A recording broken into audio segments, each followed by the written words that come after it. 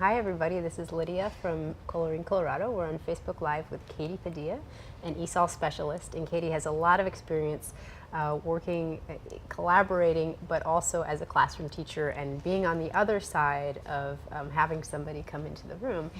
And you had mentioned that there was a little bit of that dynamic of how do I best use this person in the room, and I use that word, sort of in quotes, how do I use the person, almost like a glorified assistant is what a lot of ESOL and ELL teachers say is their experience. They go in and perhaps they're sent to do some kind of administration, maybe they ask them to make copies, and so there's all of this expertise that the teachers have that the classroom teacher may not really understand what their role is or what they know, right? And so how do you kind of get past that that block of I'm not here exactly to be an assistant, I'm here to be supportive and I'm here to assist, but I'm not necessarily as an assistant to the teacher. Right. And excuse me, I do think that's possible, and it does happen, because like I said, when we walk into the room, we're no longer at the front, it's kind of at the back of the room to start, especially if you're observing, getting used to it. And so then teachers kind of get used to like, oh, that's your place over there.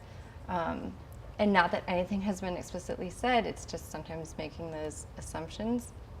So I think to break that, I've found that when I first go in, again, I'm watching, I'm learning, and there is a learner a lot of times. And then I'll say, and if they need help with anything, then I am going to jump in and help, because I want them to know I am here to help and support. I'm not going to say no when you ask things of me. But then I'll also come back and say, I'd love to help with the focus lesson.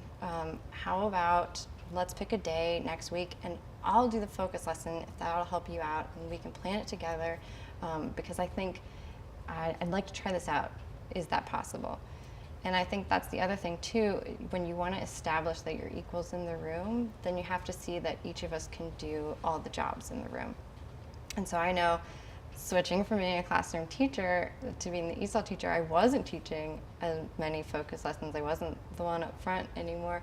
But then finding those opportunities, because I think there's so many benefits to when we step into those different roles. For one, I think then the students start to see us as equals too, which is what happened, that there's two teachers in this room. It's not just one teacher and an assistant, that we're both here to support all of you, and that we are the same, we're a team, we're working together, and so that models for students what we want to be happening. But at the same time, when I take that opportunity to step in front to teach the focus lesson, it allows the teacher to see things from a different perspective as well, and then they start to see like, oh, this is what my students are seeing, so they get that chance to put on a different lens. But then at the same time, that's my opportunity to then model what are some other strategies or structures that we can use to support English learners.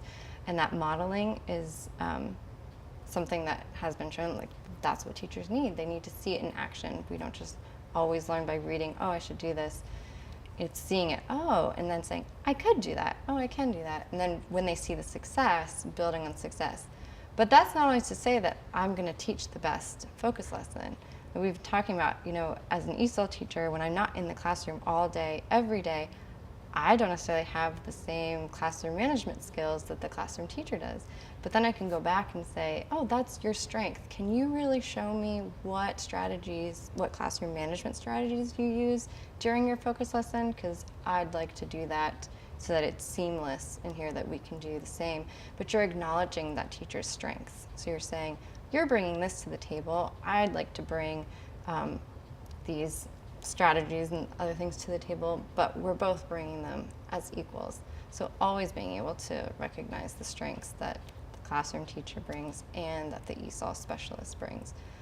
But again, it's also being willing to be uncomfortable, like to be willing to step into different roles and not just saying, well, I'm just going to support these two students back here. Instead, looking at these are all of our students, we're sharing all of them.